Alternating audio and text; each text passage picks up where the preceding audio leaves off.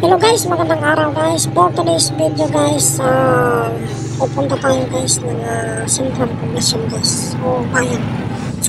Mag-grocery tayo guys. So, napaka ganda ng weather natin ngayon. At saka kasama natin yung palangga ko guys na si Baby Alexa. At saka itong tricycle na dinadala natin guys. Hiniram lang natin ito guys ha. Tsaka ito yung binili natin guys na semento.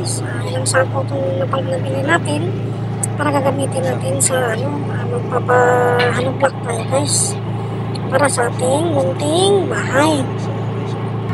So ayan na guys, si Alexa guys, tingnan nyo si Alexa guys. So napakaganda ng araw natin guys, maganda yung weather natin ngayon. So, pinagpala po tayong lahat guys. At saka samahan nyo kami guys sa aming biyahe guys. At saka ito na yung guys, malapit na kami guys. Ito na yung Katiil River guys. So, ito yung nalawigan ng Davao Oriental guys. Katiil Davao Oriental. So, napakaganda ng views dito guys.